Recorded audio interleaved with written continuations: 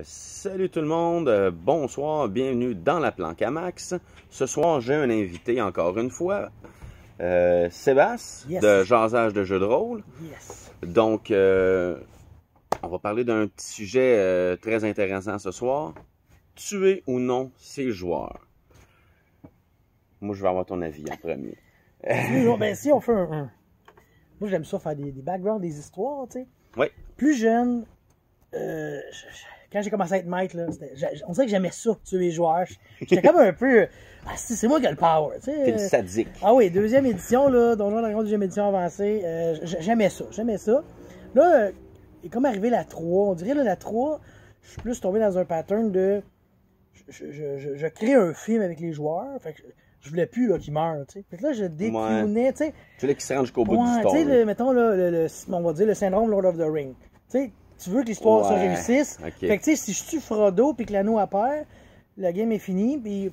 Les méchants gagnent. C'est ça. Fait que là, j'étais comme moins enclin. Fait que là, j'étais comme plus doux avec mes joueurs, tu sais, genre... Tu pognais moins de 20 sur ton dé. C'est ça, là, tout d'un coup, magiquement. Il te reste combien de points de vie? 4. T'es chanceux, je t'ai fait 3. Ouais. Puis là, j'ai maturé avec le temps. Là, aujourd'hui, j'en suis que c'est vraiment comme les dés, je pense, qui...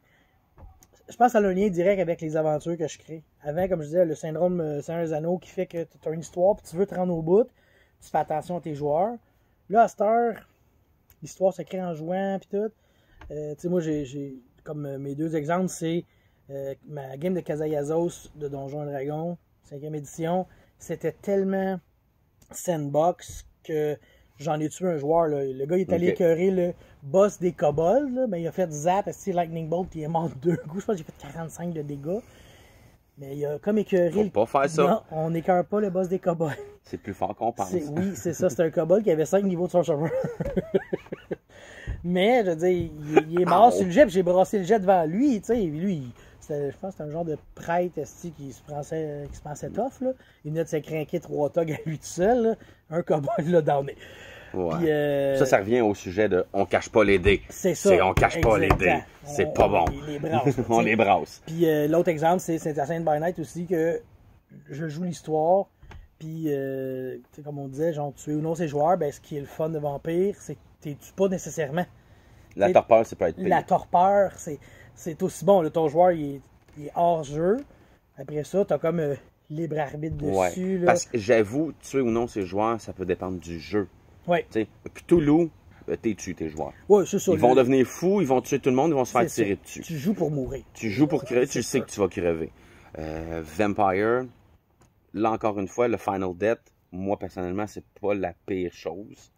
J'aimerais mieux me faire burner que me faire mettre en torpeur par les Nosferatu, puis me faire mettre Bloodbound par 4-2 autres, puis après ça me faire utiliser comme une marionnette avec une main dans le cul.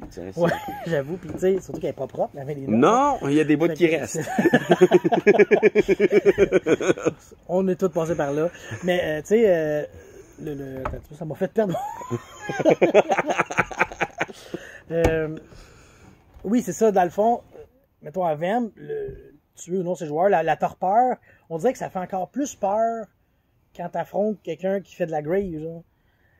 Là, tu sens vraiment plus une peur, tu sais, le gars, il te tire dessus, il te fait, on dirait, tu dis, je perdrai pas mon perso, tu sais. Non, mais toi, ta torpeur reste. Oui, je le sais, mais quand le gars te tape avec des griffes, on dirait qu'il fait comme, oh Chris, c'est sérieux. Ah oui, là, c'est ça, je m'ai burné. C'est ça, fait qu'on est comme dans une autre autre sorte de peur. Mais moi, personnellement, je préférerais me faire burner à coups de griffe que de me faire pieuter puis de me faire manipuler pendant 10 ans puis de me faire changer le cerveau à grands coups de Dominate 3 puis fait que moi c'est pour ça que oui, à Vem, je suis d'accord. Moi je suis d'accord, tuer ses joueurs totalement. Moi je me gêne pas. Si je brasse un dé, si je brasse mes dés en avant de toi puis que je te tape je te fais 6 à grave, puis t'as déjà 3-4 dégâts dans le corps puis que tu peux pas encaisser. C'est la fin, T'es mort. Mais en même temps, tu sais, tomber en torpeur, tu meurs pas, mais ça peut te créer, justement, ça t'ouvre une porte de grange là, pour une nouvelle aventure. Une nouvelle story. Une nouvelle story que, si tu veux sortir de là, ou tes chums veulent te sortir de là. Ouais, tu vas voir tes chums, puis eux autres, ils savent pas nécessairement que t'es manipulé. Exactement. Fait que eux autres, ils se font stouler par toi, aux autorités supérieures de la ville. Là, c'est eux autres qui se font mettre en torpeur. Puis là, après ça, c'est eux autres qui se font manipuler. Là, ça devient vraiment le fun. Ah, c'est Vampire. C'est Vampire, c'est ça, qui est c'est le fun dans ce Vampire. jeu-là. Mais plus je dois que tu avouer... manipules de gens. Ouais, plus tu manipules de gens, plus il y a de jus. Mais je dois avouer, une mort, peu importe le jeu, ce qui est le fun, c'est une mort épique. Oui. Crever, là, genre, OK, je vais sauter du building, je brasse 3-1, aucune réussite. Tombe en bas, je meurs. Christ que c'est ordinaire. Ouais, faut que tu aies de quoi d'épique. Ben ça aussi, ça je l'avoue que quand je jouais à Donjon, des combats contre des petits trous de cul, des petits combats de même, là, des fois je les laissais un peu vivre, parce que je me disais, ça n'a rien de les tuer là-dessus, c'est poche. Au pire, t'es magane vraiment solide. C'est ça. Quand ils arrivent au boss, ils regrettent d'être au boss. T'sais. Oui, parce qu'ils sont déjà aux 3/4 de leur point de vue parti, puis c'est là qu'ils vont peut-être y passer. C'est l'épuisement des ressources qui fait peur dans ces jeux-là. Oui. T'sais. Fait que, tu sais, Vampire, c'est rare que tu vas enchaîner les combats.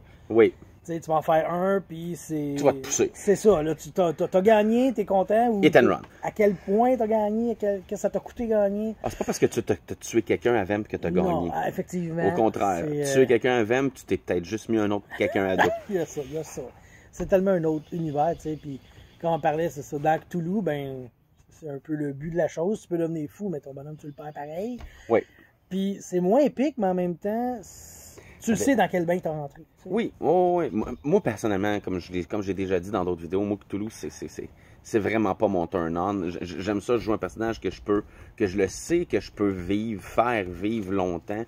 Quitte à ce qu'il crève, je m'en fous. Si j'ai fait une connerie parce que je trouve un imbécile, je vais le subir, moi, subir la conséquence, puis je vais y passer. Mais Cthulhu, tu joues pour savoir que tu vas finir par crever. Ça peut prendre une game, comme ça peut en prendre 6. Ça peut prendre juste un mauvais jet de dés. Un mauvais jet de dés, Cthulhu, puis c'est final bâton. Moi, je me suis pas rendu jusque-là, mais je sais qu'il y a des grands anciens que si tu te rends compte, c'est un des 100 de sanité que tu perds. Le gars, il pas 92, goodbye chart. Goodbye chart, ton cerveau est en train de fondre, puis tu es en train de tirer sur ta blonde, puis... C'est comme un peu poche dans ce sens-là, mais mettons, un jeu comme Five Ring. Ouais. Tu sais, tu vas mourir avant de perdre ton honneur, là, tu sais, c'est un autre niveau de roleplay encore, tu sais. Ouais, Five Ring, faut que tu tiennes ta langue. C'est ça. Souvent, c'est que ça va être en cours, que tu risques plus d'y passer plus facilement que en combat contre des bandits, disons, là, comme dans la dernière game qu'on a faite. Oui, on a failli y passer, mais ça restait quand même, le combat était quand même pas pire. Là. Mais, encore une fois, Five Ring, je découvre de plus en plus, puis ça ressemble un peu à Vamp. Côté politique, c'est un jeu que tu fais comme je vais fermer ma gueule là-dessus. M'a rien dire. L'univers de Five Ring est justement tellement hot, puis la mort dans ces jeux-là a une autre signification, tu sais, c'est ça que j'aime. Mourir au combat, c'est honorable. Ben c'est ça, tu sais, tandis que Vampire, ben mourir, c'est pas bon parce que Chris, t'as l'éternité devant toi pour planifier tes coups, là. Si tu meurs là, c'est final. Tu passes à côté d'une éternité de plans, puis de manigances, puis de richesse, de réussite, de tout ce que tu veux, là. Ouais, mais moi, en tout cas, moi, c'est pour ça que oui, même à Donjon, moi, je pense que oui, tu es un joueur, il faut que ça arrive de temps en temps, parce que dans une aventure, c'est rare que tout le monde survit jusqu'au bout. Si tout le monde survit, ouais, c'est ça. Regarde, on fait juste repenser à ton syndrome du Lord of the Ring, Boromir et tabarnak. Ouais. Il crève. Mais tu sais, je veux dire... Bon, ok, c'est Sean Bean, il crève tout le temps, tu vas me dire, là, mais... pour ça, là, mais... Il est fait, mais c'est pas grave. C'est le Cthulhu des films, là. C'est ça. Mais ça reste que... C'est une belle mort. Un joueur crèverait à la Boromir dans une game. Moi, en tant que joueur, un DM me ferait mourir à la Boromir dans une game, je serais satisfait. J'avoue, même si le personnage, on l'aime moyen. Oui, c'est ça. C'est une mort qui est honorable, c'est wow, Chris, tu t'es sacrifié pour sauver 4 autres joueurs.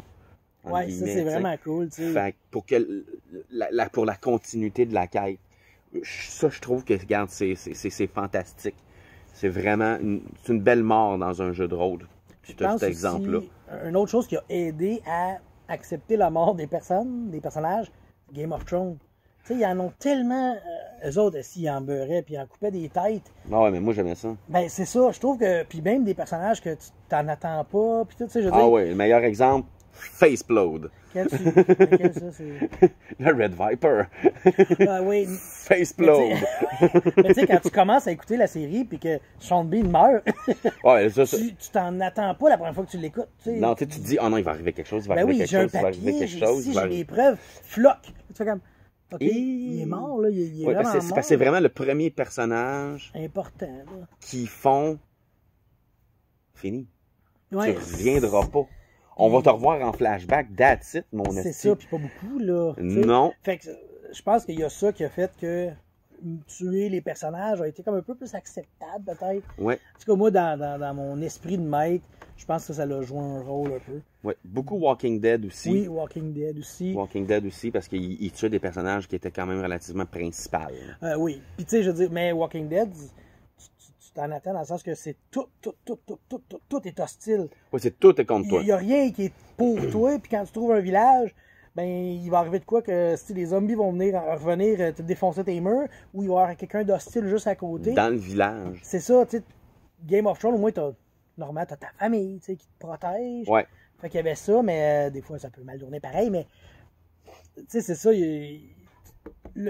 comment dire, les séries, les films nous ont habitués à voir du monde mourir, qu'on était peut-être plus habitués dans les années 90, 2000, c'était comme tout le monde réussit tout le temps. Ouais. Ben, tu sais, c'est ça, là, genre... Le typique de la fin joyeuse. Ouais, c'est ça, tout le monde est beau, tout le monde est gentil, puis les gentils gagnent.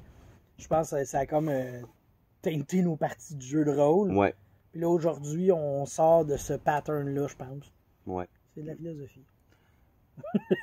Ben, je pense qu'on a parlé quand même. On a fait le tour du sujet, ouais, je pense. pour ce sujet-là, je pense que c'est bon. Je pense que oui. En tout cas, moi, personnellement, si vous voulez ma réponse claire et nette, tuer ses joueurs, oui. Sébastien? Ouais, il faut les tuer, puis comme Papa DM a dit, ça prend une closure. Ça prend une fin. Fait que, bon, c'est pas nécessairement la mort, mais ça prend une fin à ton personnage, que ce soit la retraite ou la mort. C'est pas important. Sur ce, bonne soirée.